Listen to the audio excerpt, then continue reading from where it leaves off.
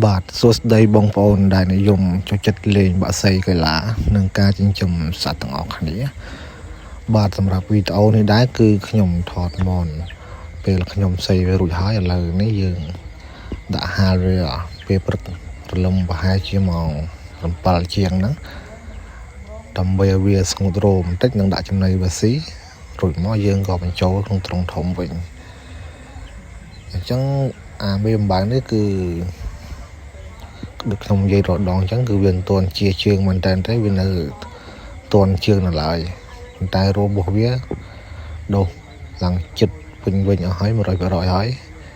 នៅឡើយដែលយើងមិនទាន់ស្រេកខ្ទុយវាដោយសារអីវាមិនទាន់អាចជុលបានទេវានៅទន់នៅឡើយទន់ជើងនៅឡើយសម្រាប់អាមេអំបៅនោះប្រហែលជាដល់ខែ3ឬក៏ចិត្តចូលឆ្នាំខ្មែរហ្នឹងយើងអាចលេងវាបានហើយចឹងឥឡូវនេះយើងកំពុងតែសីវាដើម្បីឲ្យវារឹងជើងឡើងវិញ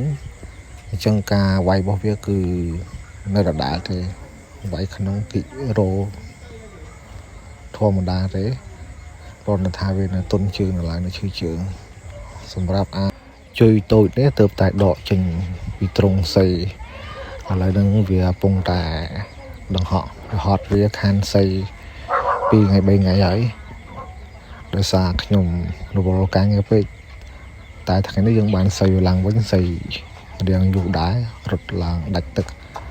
ឥឡូវវាហត់វាអញ្ចឹងជួយតូចនេះប្រហែលជាថ្ងៃទី7 8 9អីហ្នឹងខ្ញុំយកវាចេញជុលហើយគីឡូ25អញ្ចឹងខ្ញុំចាប់ពីស្អែកទៅសីវា4 5ថ្ងៃជួបខ្ញុំបន្តទៀតនឹងដាក់ចំណីឲ្យវាស៊ីខ្លះចំណីបើដើម្បីចង់ដឹងថាវាជុលទៅហ្នឹងពាក់ផ្លែហ្នឹងវាវាយទៅដូចម៉េចប៉ុន្តែបច្ចុប្បន្នយើងឡាំវាហ្នឹងគឺវាយជើងជះល្អជើងគិកក៏វាវាយបានដែរប៉ុន្តែនៅឡើយជាក់ស្ដែងយើងជុលជាមួយមន់គេហើយនឹងពាក់ផ្លែទៅជាមួយវាវាយបានល្អកម្រិតណាឬក៏វិច្ចមកទៀតចាំខ្ញុំថតជូនបងប្អូនមើលលេងកំសាន្តជាបន្តទៀតឥឡូវដូចជាក់ស្ដែងអញ្ចឹងបងប្អូនមើលគឺវាហត់ខ្លាំងយើងសីវាយូរហត់ខ្លាំងហើយយើងទើបតែ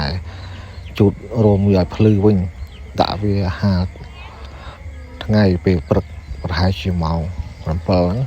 ឥឡូវវាហត់ហើយដៃគូសីរបស់វាបងប្អូនគឺអាមេអំបៅនៅខាងក្រោយវាហ្នឹងអញ្ចឹងវីដេអូក្រោយខ្ញុំនឹងថតអាមេអំបៅឲ្យបងប្អូនមើលហើយវីដេអូហ្នឹងគឺមានតែប៉ុណ្្នឹងទេសូមអរគុណបងប្អូនទាំងអស់គ្នាដែលតាមដានវីដេអូនេះរហូតដល់ចប់